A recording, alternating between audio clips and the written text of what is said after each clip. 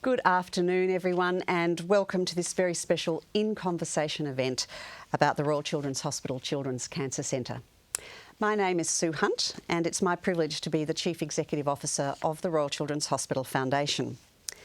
Can I begin by acknowledging that we gather today on the traditional lands of Aboriginal people. For us, here at the hospital, it's Wurundjeri people of the Kulin Nation. I pay my respects to elders past and present and thank them for their stewardship over 60,000 years. And any Aboriginal or Torres Strait Islander people who are with us today, you're most warmly welcome. And a huge thank you to you all for turning up for this event. I'd like to welcome and thank a huge raft of people who are supporters of the hospital through the foundation. We have here today online board members and staff of both the Royal Children's Hospital and the foundation. We've got members of our incredible donor community, our gifts in will donors and therefore members of the RCH, of the 1870 Society. You're most welcome.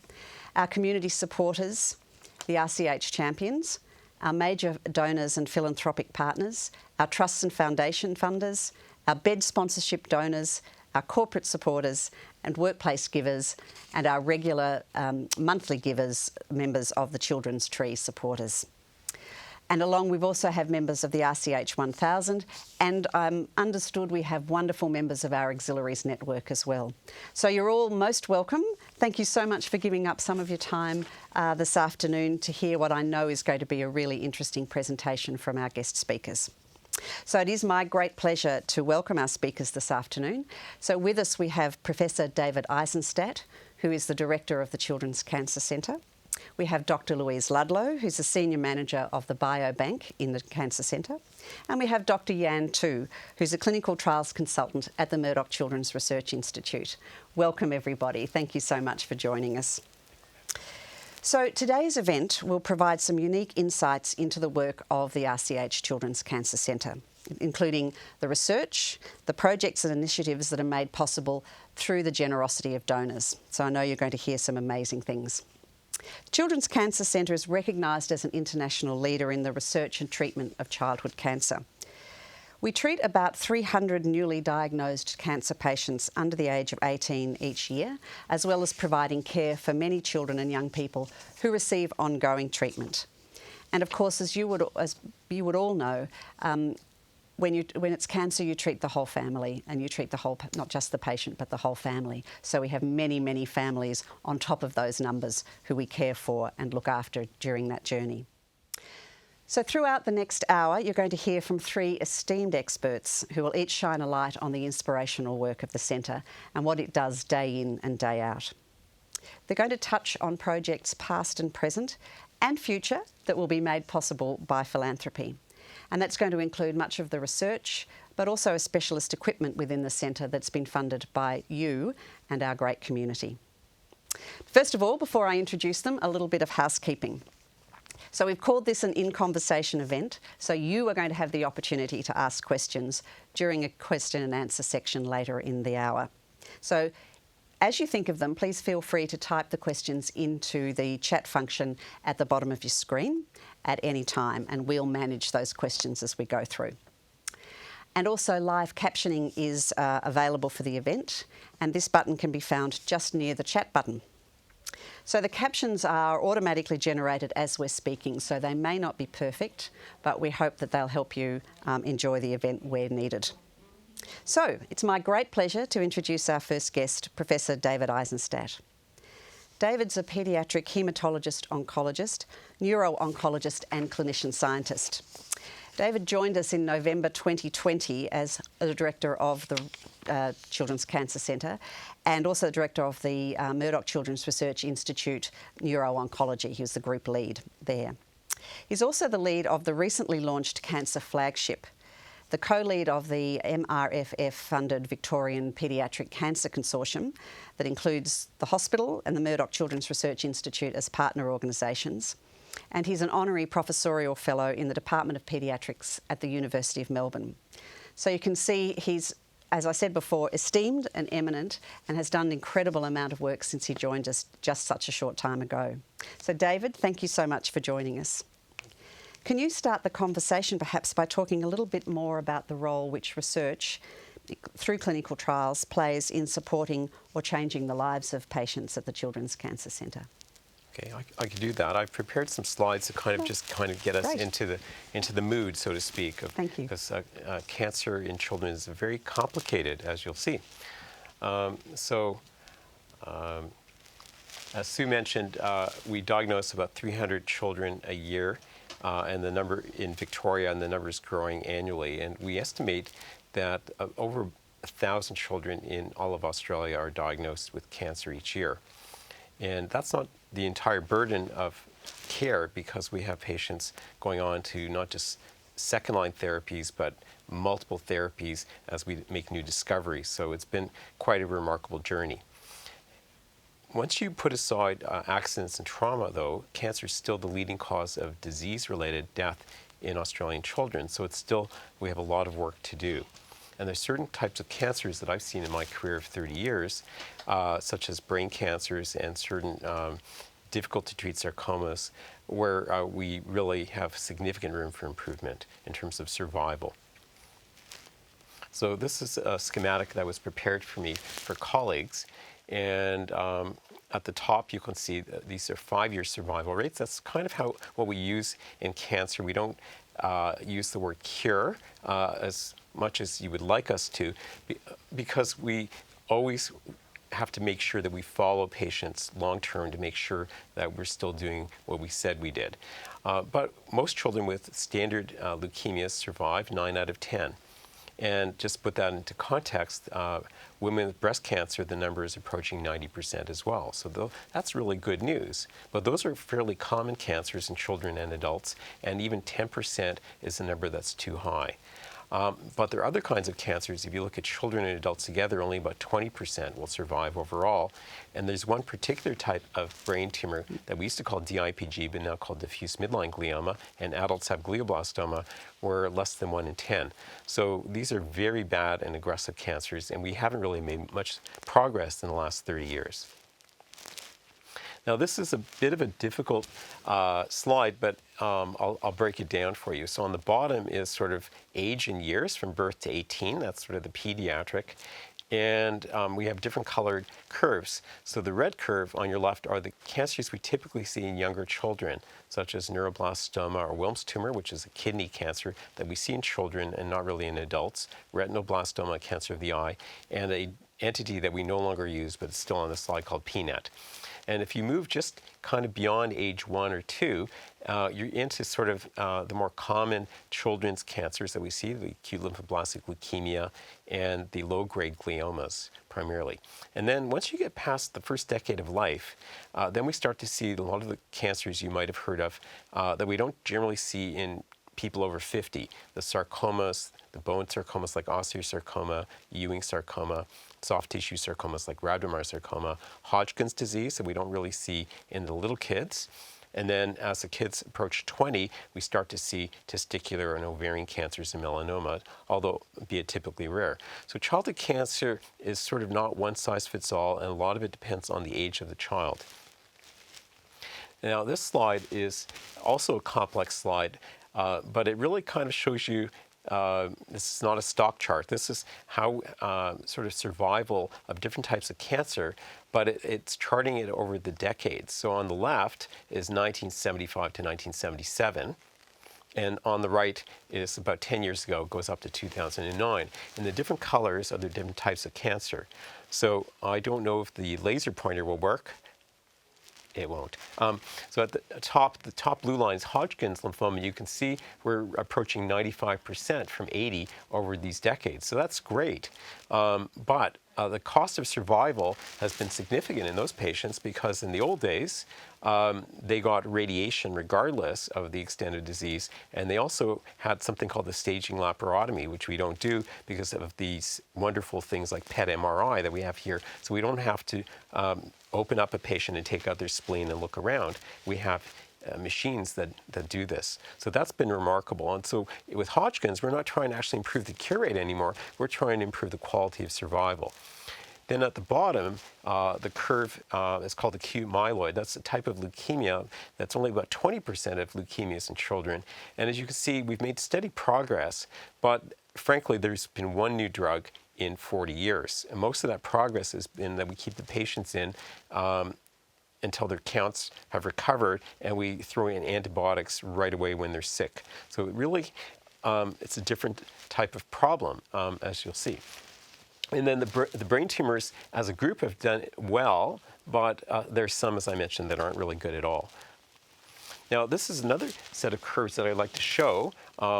And the bottom is years since diagnosis, and the top is survival. And this is for one particular illness, acute lymphoblastic leukemia, which is about 25% of all the cancers we see in children, and how we've done decade by decade.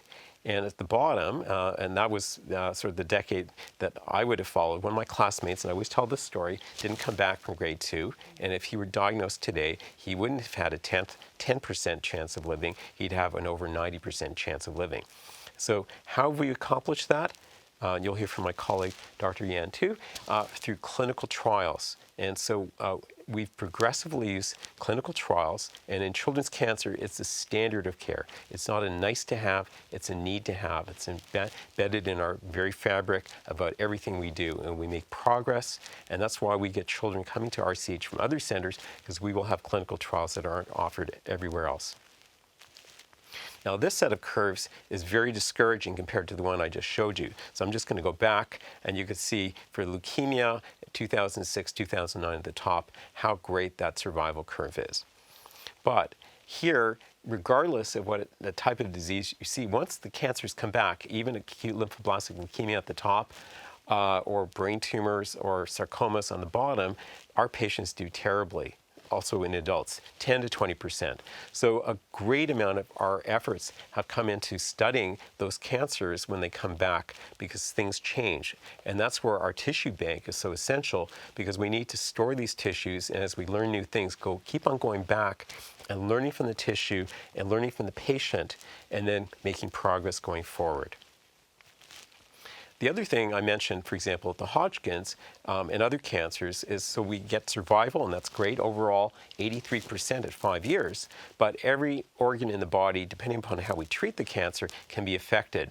And so we're in this era of trying to prevent acute drug reactions, ADRs, by modeling them in research. And this is a particular strength at this campus, at the Melbourne Children's Campus.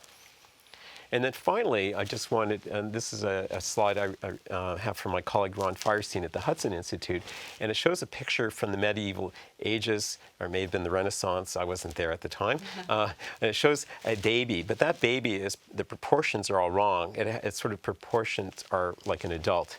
A baby's head might be 25 to 30% of the overall size. And so children are not just young adults. And in fact, if you look at the genes in those cancers, our childhood cancers are very different than the adults biologically. And so we can't just take everything we learn from the adults and apply to children. And in fact, for new drug development, that's really driven by adult cancers. And we really have maybe had 8 or 9 drugs in the last 50 years specifically designed for childhood cancers.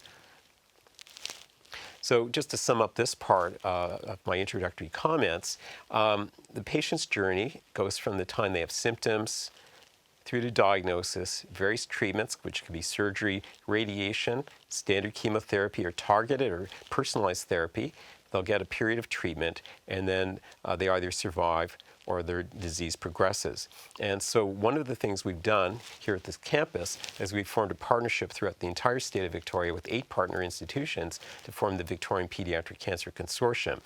And certain things are really being housed or headquartered here. The pharmaco and radiogenomics and our survivorship pieces are really bedrocked here, and our tissue bank is also really highlighted and supported in part. And this is kind of how it looks, where we have the biobank sort of as embedded underneath the whole edifice or structure that we've created. And here at MCRI, we've recently launched a cancer flagship integrating the RCH and MCRI interests in cancer. And there's a lot more than meets the eye, and we're working on the website. But we found that we have, at MCRI we have themes, so I have to call these pillars because I was running out of words to use. I guess the next would be struts. And so we have 6 pillars. One of them is molecular genomics and cancer biology, and we have the tissue bank embedded under there in my lab and other labs that are starting to look at cancer. We have the pharmaco and radiogenomics. That's a study of drugs and genetic susceptibility to drug reactions or side effects or toxicities. We have advanced therapies, which is really, can we develop new gene and cell therapies such as CAR T-cell therapies in-house or in the Parkville precinct and bring them into children here at the RCH. Clinical trials, which as I mentioned is embedded into our very fabric, and Jan's going to talk about that. Our medical lead is Dr. Marty Campbell. The survivorship and supportive care, including oncofertility and infectious diseases and psycho-oncology, all that good stuff is part of that. And then Michael Sullivan is leading our piece in global pediatric oncology. Can we get more simplified protocols to developing countries? So there's a lot going on here. Some of it is pretty new, and some of it is well along, and it requires tremendous amounts of support, enthusiasm, and hard work. The old-fashioned blood, sweat, and tears. But we're thrilled that we have all these things up and running now. So there are tremendous opportunities for research here at the Melbourne Children's Campus. It's been a pleasure to date. I've been here about almost 2.5 years to sort of steamroll some of this through. But without your support, it just wouldn't be possible. So we're very grateful for that. So we'll continue with others on the panel. Thank you so much, David. That's really insightful presentation as always.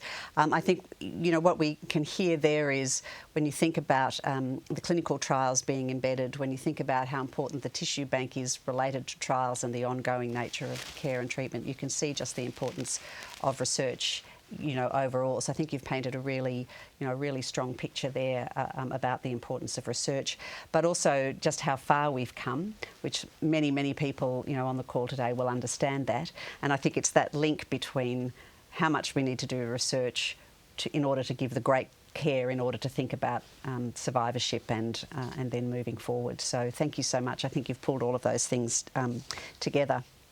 So a reminder, everyone, you'll be able to ask questions of David, so pop them in the chat function at the bottom of the screen, and we will come to those a little later on, so don't forget that. So let's move on to our next guest, Dr. Louise Ludlow. Louise is the Senior Manager of the Children's Cancer Centre Biobank at the Murdoch Children's Research Institute. I'm getting campuses and research institutes screwed up. Since its inception in 2013, Louise has been instrumental in the establishment of the Biobank and was known as the Tissue Bank, and it was Victoria's first paediatric tumour tissue bank. And it's been supported all the way along by philanthropy, and we're very grateful for Louise for your support in helping us to do that as well. So Louise has enabled the Biobank to become the largest and most respected of its kind in Australia, and it supports national and international research investigating paediatric malignancy, and we hope that that will do that for years to come. So ladies and gentlemen, Dr. Louise Ludlow. Thank you, Sue. Thank you for the opportunity to join the panel discussion today, and I'm delighted to give you a short presentation about the Biobank. So you may be wondering what the Biobank is. Well, it's a collection of biospecimens and tumour models that are linked to health information and are utilised in translational research studies. Biobanking is a highly collaborative process and requires great levels of networking and communication. Our process begins with offering consent, and this occurs in either the clinic or at the bedside. We then work closely with a number of different departments within the hospital to procure the specimens. And these may include blood, bone marrow, cerebrospinal fluid and post-operative tumour specimens, including post-mortem donations. Processing of the specimens then takes place in our lab, which is located on level 9 of the South Building. And we provide fresh material for immediate distribution. We store snap frozen tissue, cryopreserved cells and plasma. We also generate tumour models, and these may include cell lines or organoid cultures. We directly support patient care by preparing clinical cell pellets, which may be needed for future molecular testing. We also process clinical trial samples according to dedicated trial requirements. These samples are then distributed for further clinical testing as needed, enrolment on a clinical trial, and following approval by the Access and Oversight Committee for scientifically and ethically approved research. Each year, 200 participants offer their consent to donate their samples and health information. And to date, just over 1,700 participants have been recruited. Half present with a liquid tumour or a leukaemia, and the other half present with a solid central nervous system or brain tumour. Now, approximately half of tumours in the liquid stream are the precursor B-cell acute lymphoblastic leukemias, followed by lymphomas. Samples from patients with acute myeloid leukemia and T-cell acute lymphoblastic leukemia are in high demand for research projects. We also bank smaller numbers of the rare leukemia subtypes, and these are extremely valuable for our international collaborative studies. Now, this chart shows a breakdown of the banked brain and central nervous system tumours, graded according to the World Health Organization classification. So about a third of our cohort is made up of the grade 1 tumours. These are slow growing and associated with long-term survival, and interestingly, they are not amenable to culture in vitro. The higher grade tumours, the grade 2, 3 and 4 shown here, divide rapidly, and they are highly aggressive malignant tumours associated with poorer outcomes. And the tumour types shown here in blue have been used to generate three-dimensional neurospheres in suspension. You can see this image here. It's representing neurospheres derived from a grade 4 glioblastoma multiforme tumour. Now, you might be interested to know how the solid brain and central nervous system tumours are processed in our lab. So the tumour is cut up into small pieces, and these are suitable for distribution to different labs for DNA and RNA extraction for molecular analysis.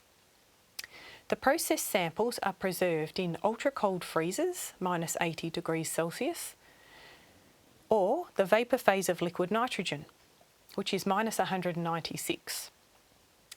Now, the remaining tissue is finely minced using these scalpel blades and either cryopreserved or transferred to a culture vessel containing growth media to create a tumour model. These tumour models are extremely valuable. They can be used to test drugs before their use in children, so to establish preclinical models, and also to investigate tumour biology. So samples have been utilised widely on our campus, also interstate, and they contribute to large-scale international collaborative research studies. So as Sue mentioned, over the last 10 years, we have established one of the largest and most respected of its kind for a biobank in Australia. And we have also received international recognition for our contribution to advancing research into paediatric malignancy. So by using these biospecimens, we can advance research to make a difference. Our biobank is a core component of the Children's Cancer Centre. Without this continued philanthropic funding, we would not be able to make these incredible outcomes. Thanks, Louise. That was, again, another really interesting presentation. I think you've really shone a light on the great work of the biobank that you and your colleagues do, so thank you so much for that. And I think it's just added to David's presentation about how important it is. And I think, we can see just the role that we're playing as a consortium. So whether it's the hospital, whether it's the MCRI, whether it's the university, all across the precinct up and down Flemington Road, but then reaching out internationally as well. So, and this is of course how we're going to fight it, isn't it? And how we're going to beat it. So thank you. Absolutely. So our next guest, ladies and gentlemen, is Dr. Yan Tu, who's a clinical trials consultant at the Children's Cancer Centre, and she has a focus on neuro-oncology, paediatric clinical trials, and a team leader within the clinical trial unit. Yan has a Bachelor of Applied Sciences and a PhD in Biomedical Science from the University of Melbourne. And after completing her training as an academic scientist with a specialty in breast cancer etiology and molecular biology, Yan transitioned into paediatric clinical trials to pursue her interests in translational and clinical cancer research, which brought her here to the Melbourne Children's Campus. And I know we're all thrilled, Yan, that you are here. So over to you. Thank you, Sue, and thank you for the opportunity to be here and to talk about clinical trials. So clinical trials actually shapes the current standard of care. So if you think about the current landscape of treatment for children with cancer, it's all really shaped by past clinical trials, which include the treatments, include the diagnosis, including managing side effects, monitoring the overall survival, symptoms, and preventative and well-being. And so a clinical trial, like what David has said, in here, the Children's Cancer Centre, it offers two really great opportunities. First, it gives our current patients opportunities to have access to drugs they wouldn't otherwise have access to. And second, it contributes to their future treatments, which then shapes future children and future patients. And this is very quickly my clinical trial team, the clinical trial unit, which is embedded, I'll come back later, very quickly, faces. Because I wanted to highlight here, this is the structure of the Children's Cancer Centre. You can see that David as the head of department, we have the operations manager, Carly, and the clinical team, including medical, nursing, and allied health. And underneath is the Children's Cancer Centre teams, including the ward, day cancer, day oncology, pharmacy, psycho-oncology, and clinical trial is very much embedded in this service. And so when we talk about clinical trials, we really aim to have every patient that walks in the door to have a clinical trial that will be available to them and that they can have access to, essentially. So currently the clinical trial unit here at the Children's Cancer Centre have 94 currently trained trials. So this is a very lot of colours, so you don't have to really think about the letters and they're all in codes. But what essentially it is that every column is what we call the stream. So we've got early phase, we've got leukemias, bone marrow transplants, solid tumours, brain tumours, what's upcoming on our radar, and patient that the trial is now closed but they're still on follow-up on the clinical trial. And we've got satellites, which just highlights what David said, that the Children's Cancer Centre is the leaders in Victoria and also in Australia in clinical trials, and patients come far and wide to come and participate in the trials that we have open. So just something else about what we're seeing here, that what it's sponsored by pharmaceutical companies are green, and everything else is what we call collaborative trial, which means it's non-funded, or it's funded by our generous donors, or it's funded by hospitals or universities. So that takes about 70% of the clinical trial here in the Children's Cancer Centre. Again, I have a very terrifying slides, but please don't get distracted, don't be scared. But what this is really showing is what we now think, well, what David also highlighted, that we believe that clinical trials is not a nice to have, but it's a need to have. So we're aiming to have any clinical trial open for every diagnosis, whether it's frontline or whether it's relapsed or the biologist studies. So here every rectangle is a different tumour streams. We've got brain, and then we've got solids, we've got liquids, and we've got BMTs. And we have in the columns the different diagnoses of children's cancer that you see often. So in what's blue is what we currently have running. What's in green, we have what we want to open that we know is coming up, and orange is what we think we would like to have open. And that's in the idea has just been generated, but we haven't heard much yet. There's lots of white, there's actually lots of green, and there's a lot of orange to show that there's a lot more we want to do and a lot more that we would like to have offer. So yeah, that is really my brief on the clinical trial unit here. Thank you so much, Jan.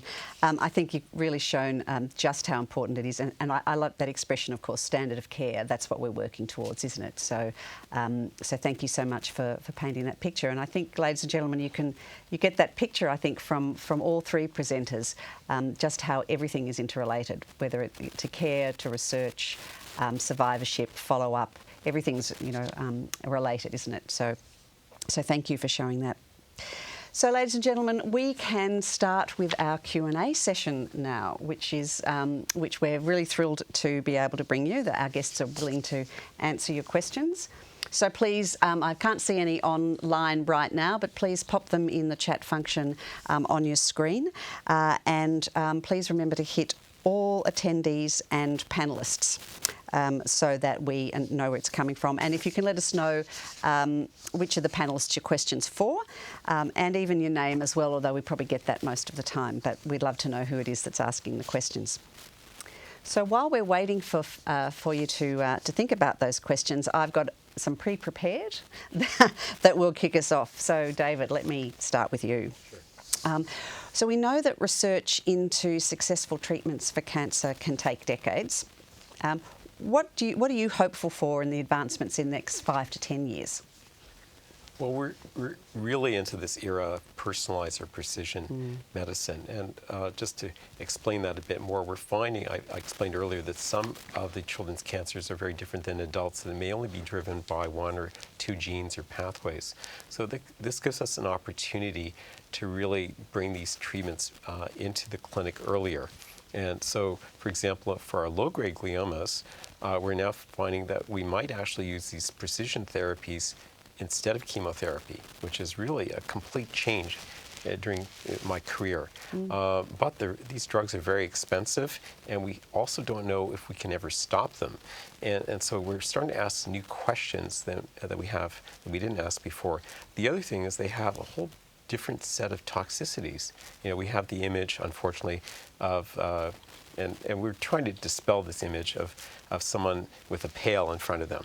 And we have lots of drugs for that. But these new targeted therapies don't have those side effects. Some of them actually have, let's say, unpleasant side effects like skin rashes and diarrhea and whatnot. And I've had patients say, I don't like this. I'd rather have the chemo for some reason. But we can't stop progress. So we're in this very exciting area. The other thing we found is there's some cancers that share the same molecular driver that you would not expect them to be related, and they're not. So we have a brain tumor that can have what's called a BRAF mutation, but also we see that in adults with melanoma, and we see with other children with a rare disorder called Langerhans cell histiocytosis.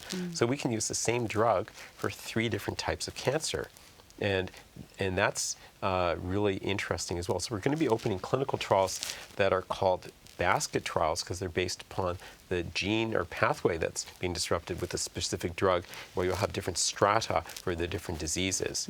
And then we have a new kind of trial called an umbrella trial, where you might have a disease like glioblastoma that Louise mentioned with 8 or 9 arms, trialing different things. And we're also moving away from what's called a randomized phase 3 study, where you have the best treatment, and now you had the best treatment, let's say drug X or Y, and we're now moving to smaller studies. So one of the things that I'm kind of trying to finally answer your question is we're hoping to shorten the time from trying something out to finding out if it works. And then if it doesn't work, let's just move on, and we have things really in the queue. Yeah. So we're actually redefining how we do clinical trials to get answers faster and better. But that all depends if we have drugs. Yeah. Yeah, and also I think you're the individual, the nature of personalised medicine being individual as well. So it's, that's right. Yeah, indeed. Thank you. So from Peter, while David's got the floor, I think this is a good one to lead on to. We've touched on it a little bit already, but can you share some of the ways that the Children's Cancer Centre is collaborating with other institutions? Sure. And others can answer that too, perhaps, as well. Well, actually, let's go to Louise, because she is the... Terrific. Well, she's collaborating with lots of places. Yeah, Louise, great. Yeah, we are collaborating with a lot of different sites. So we've supported 40 translational research studies. So the majority are in Victoria and on this campus, but also interstate and overseas. One of our strongest collaborations is with the Hudson Institute of Medical Research in a project led by Professor Ron Firestein. We've worked with them for nearly 8 years now, providing tissue for their development of organoid models. This work was recently published in Cancer Cell, and many of our patients contributed to this work by providing their tissue for the study. They were able to create a cancer cell line atlas. These cell lines were then interrogated by a number of different cutting-edge techniques, and with the end goal of identifying new therapies. Yeah, great. So that's one example I can Yes, provide you with. Yeah, and quite incredible kind of connection. And I guess that's the point, isn't it? It's so easy these days with technology as well to be able to work internationally, to be able to Absolutely, work yes. around the world, and with other like the Hudson here as well. Yeah, but it's essential, isn't it? I think once upon a time we might you might have guarded things on this particular campus or another campus, and do we share? But it's now it's essential, isn't it, to be able to drive the advancements that we're after. Yeah, very important to share the samples to make these advances. We work closely with Peter MacCallum Cancer Centre, Walter and Eliza Hall Institute, for example, and many other institutes throughout Australia. And I think that's one of the things that's so that's really interesting is and how lucky we are here in Victoria with this incredible precinct that runs up and down Flemington Road. We've got world-leading institutions that we're able to all collaborate with. It's important, isn't it? It is. It is. Yeah, and did you want to add anything around clinical trials and collaboration? Yeah, I think clinical trial wouldn't make any advances without collaborations. When we're talking about shaping standard of care, we're not just talking about standard of care in Australia, but international standard of care.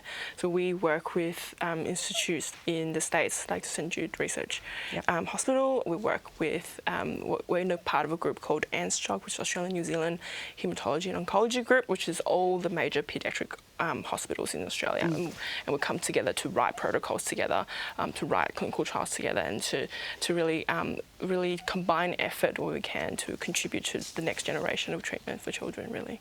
Yeah, great. Thank you so much. Thank you.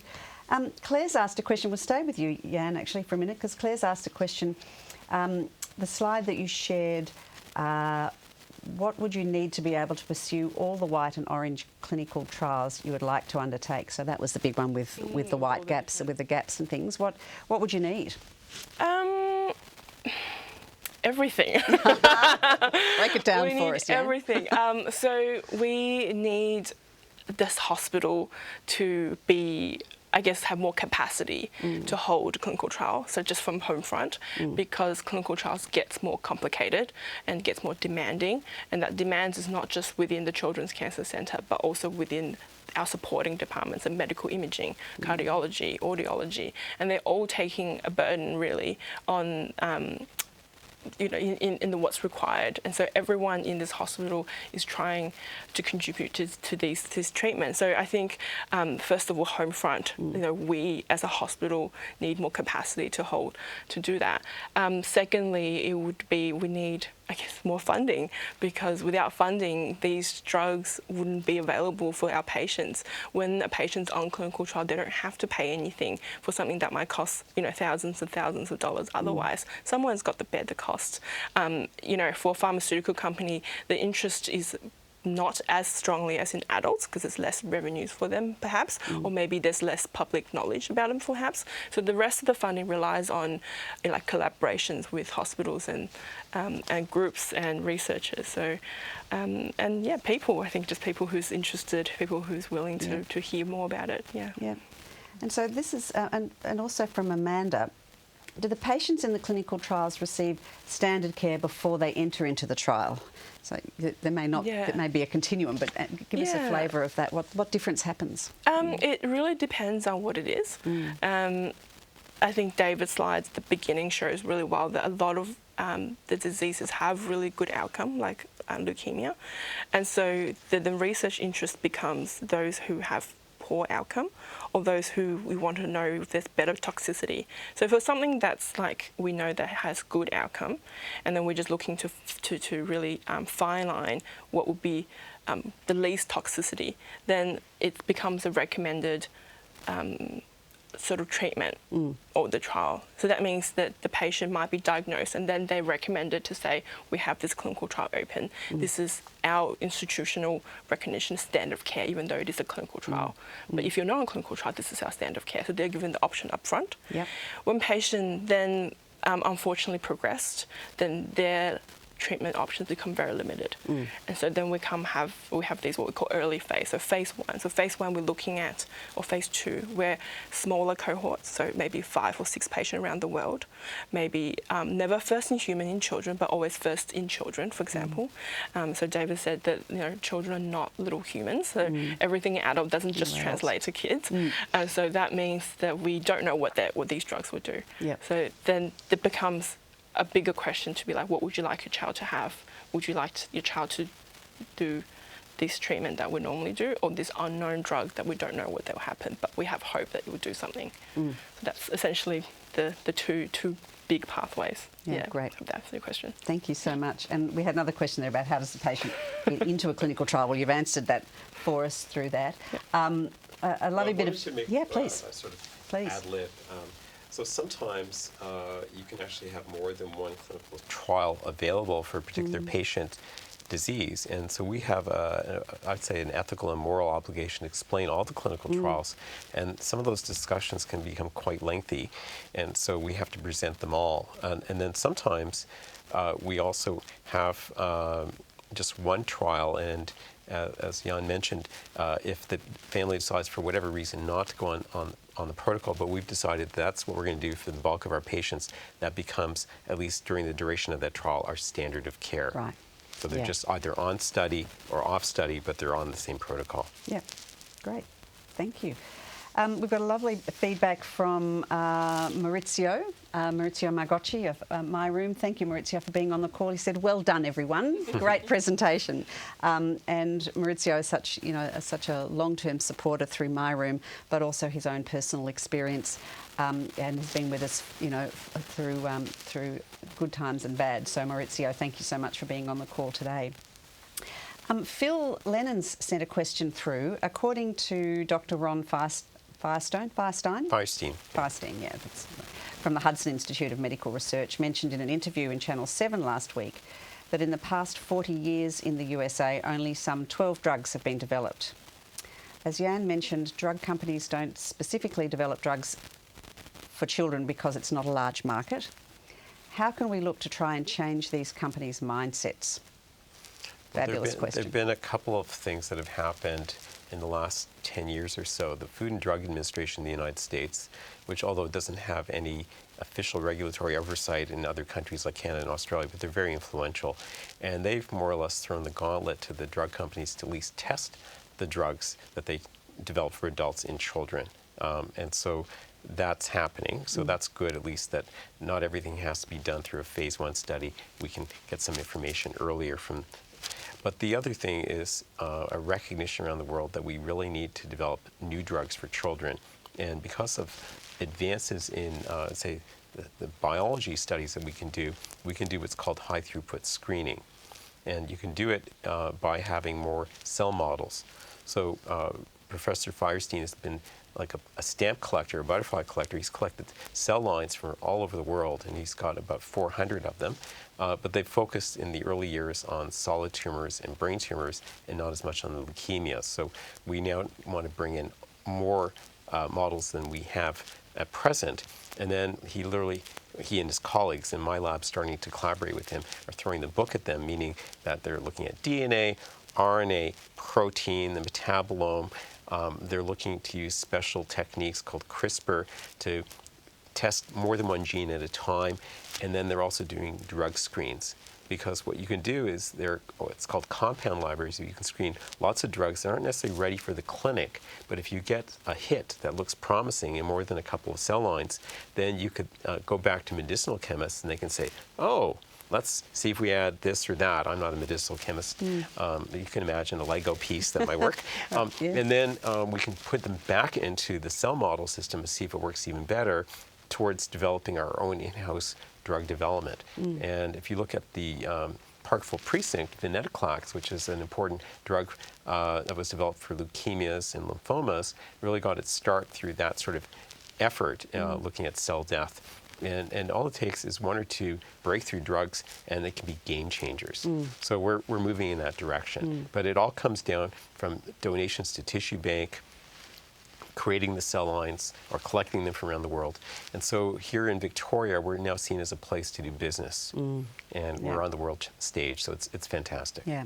And would you say, David, that's got a lot to do with the partnership, the consortium, the working together? It's kind of got everything to do with the institutions coming together, hasn't it? Absolutely. It would not be possible. Pediatric cancer, if we just focus in on, we're a larger institution, but even the largest in the world can't do it by themselves, and they have to collaborate with others in the same country and internationally. And for some of those very rare cancers, if we don't work internationally, we're not going to make any progress at all. Yeah, great, thank you. Stan's asked an interesting question. You spoke about the increase in patient numbers every year. How do you care for everyone? Can patients receive treatment outside of the hospital at home, for example? So there's a couple of things about how are we managing that, the demand? How do we make all of that work for everyone? And then, what can we treat at home? Who'd like to kick us off? Louise, do you want to? Well, I believe there's a hospital in the home program. Yes. Jan would know more details, I'm sure. Yeah, do you want to talk about hospital and home? That's great. No expert, no clinician, so David, you have to help me out here. But I think the hospital in the home program is something that we've developed in the last 2 years, actually. We've had some really good publicity, which means that our patient can receive chemotherapy, which they will have to travel to the hospital for, now at home. And so we've got superb amount of team members who will go out to the home and give the care in the comfort of their own home. So that's, as far as I'm aware, that David, do you have anything else to add? So it's amazing, and we're looking at to increase sort of the number of patients and also the types of things we can deliver. Initially, it was getting hydration so the patient can get here and they're good to go, and then now going beyond sort of simple chemotherapies to thinking about 5 days in a row at home as opposed to coming into clinic, because what we can't necessarily do is double the size of this hospital across the board. But we'd like to, we can't. So we have to think of other ways to get business done. And we also know that the patients want to be home, they want to be closer to home.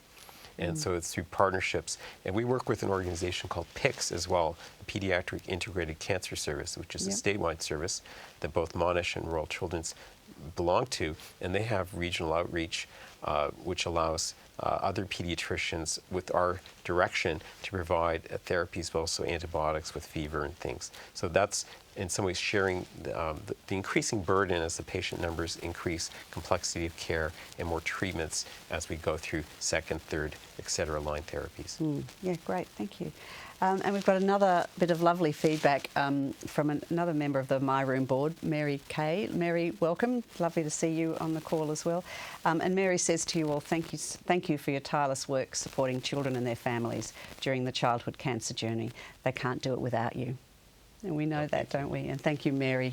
We can't do it without you, as we know. It's everyone working together, isn't it, that does it. There's something I wanted to ask, and how's our time going? Whether I ask all three of you, but let me start with Jan, because you did the very quickest of slides there of the size of the team, and it's pretty big team. What's it like? What's your day like running a large and complex clinical trial and running that team? What does your day look like, Jan? So I guess clinical trial unit. I know I said the unit. I did a quick flash of my team. There's about 14 of us, but really it's a teamwork of the wider CCC. With Louise and Alan and the team, and with our doctors, our nurses, our pharmacists, our support of Ally Health. So you really can't do that without it. There's about 3 components you can break it down to in the clinical trial and running of clinical trial. So we've got the patient care and treatment. So that's the medical team, the nurses, the ward, the day cancer, and then we've got the regulatory part, because clinical trial needs to be very tightly governed, and that is the ethics and governance, and then that requires a very scheduled reporting, and we need to know the safety of the patient, and we need to know how the trial's going in terms of how is it funding, how's recruitment, has anything happened that shouldn't happen, has everything happened that should happen. So that's the ethics and regulatory part which the clinical trial unit in bodies. And the third component will be the data collection. So as we said, the clinical trial is not just treating current patients, but it's benefiting future patients. So every data we collect, how we collect it, how well it's interpreted, it goes into a database that no one knows who they are, but then it collects it. So that's the bulk. Essentially, that's the bulk of my work. And then my team of 14 is broken down into those tumour streams. So each coordinator and research nurses will have about 3 to 4, maybe 4 to 5, sometimes more projects at hand. And then we work together and separate with our doctors and nurses. That's essentially what my day looks like. That's great. Thank you. I think what that shows is the incredible teamwork, and we've heard all the way through today just what teamwork means to the Children's Cancer Centre, to the MCRI flagship, cancer flagship. We can see how all of that works together, and then we've pushed it out into into our institutions here in the broader precinct and then internationally. So I think we see a great picture, ladies and gentlemen, don't we, of just what it takes to care for a patient and their family on the childhood cancer journey. So to finish off the Q&A today, I just want to ask, I'm going to come to David for one last question. David, if a donor was to come to you and say, tomorrow I'd like to give you $1 million, how would you use those funds? Well, that's interesting. First of all, that would be a lovely and generous donation.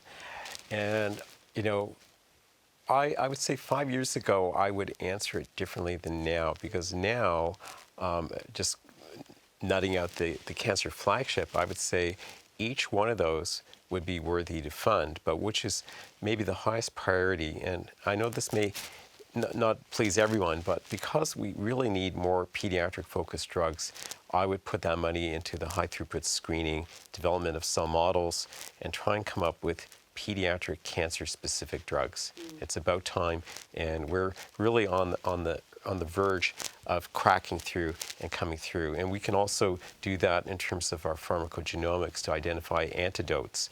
So if you give a drug that's toxic to the heart, you give the antidote at the same time, that doesn't affect the chemotherapy efficacy, but prevents or protects the heart from being damaged. And we need to do that for hearing loss and some of the other major toxicities. And we have the ability to MCRI, because they can model from stem cells and make a brain in a dish or a kidney in a dish, that we can also bring in the predisposition to damage from our treatments. So we're very well poised to come up with new therapies and also new prevention strategies for side effects at the same campus. Very exciting. Yeah, great. Thank you so much. It's always we like to ask that question because it kind of makes people think forward. So even if if we've heard about what the future looks like, we get one last piece of this is what the exciting future could be like. But we're always going to need the support of donor funds to do it. Thank you, David. And thank you to you all, and thank you to everyone online who's asked these really insightful questions. I hope that's been a great kind of illustrative and educational piece for everyone on the call today, because that officially ends our event today. I'm sure you'll all think that it was really incredible to learn more about the Children's Cancer Centre and the cancer flagship here at the Melbourne Children's, including the impact that your generous support has had on the centre, and particularly the biobank and the clinical trials, but all the work that's going on, and how important it is to support patient care and to support research into childhood cancers. So I'd like to thank once again all of our panellists. To David, to Louise and to Jan, thank you so much for giving your time to come here and share it with us. I know David's been in clinic earlier today, and you can hear, ladies and gentlemen, that the work of Jan and Louise never stops. So thank you for taking the time out. And finally, to all of you, ladies and gentlemen, to our very passionate supporters, thank you for joining us this afternoon. It's always fantastic to have these events. As you would know, we started them when COVID first hit us in 2020, and we thought, how can we keep maintaining our connection with you all? How can we keep showing you that the work never stops, even with COVID? How can we keep showing you that your work is that your contribution is important? And we came up with this idea of being able to talk directly into your screens and into your lounge rooms, and we're really delighted that we've been able to have great events that lots of people people have come and heard, and hopefully you've learned more as you've gone along. So thank you for your commitment to the Royal Children's Hospital, to the Royal Children's Hospital Foundation, and of course our partners in the Murdoch Children's Research Institute and the University of Melbourne Department of Paediatrics. We couldn't do what we do without you. I know each of our guests would say they can't do what they do without you. We really love and appreciate your passion, both for philanthropy and your passion for ridding the world of childhood cancers. Without your support, many of these projects that you've heard about, even including some that are slightly outside of the cancer centre, like the hospital in the home and so forth, have all benefited from philanthropic donations. So together we are really tackling the big health problems, and we're making a difference in the lives of children each and every day, and we're going to continue doing that whilst there are sick children. So if you've been inspired by today's event, and I'm sure you all have, if you'd like to support the work of these fine clinicians and researchers, if you'd like to support the Royal Children's Hospital and the MCRI to keep doing this work, we'd love to hear from you. You can give your gifts to the Royal Children's Hospital Foundation, and they will, and every part of them will support this great work. So we'd like to hear from you. I think that you probably have contact details for our team in the chat function now, but if not, I think you know where to find us. We're always here. We'd love to talk some more about how you can help. So to officially round out today, we have a little video of one of our little champions, Maxwell. He's one of the remarkable patients who's received care through the Children's Cancer Centre. And as you're going to hear, Maxwell's journey has been a complex one. He was diagnosed with leukaemia at just 2 years old, and his story reinforces what you've heard today, that day in and day out, the hospital goes above and beyond to ensure children like Maxwell receive the best possible care, have access to the best possible research and clinical trials, and have the best possible outcomes. So we hope you enjoy looking at Maxwell and his family and the journey that he's been on, and we thank you again for joining us, and we look forward to staying in touch. Thank you so much.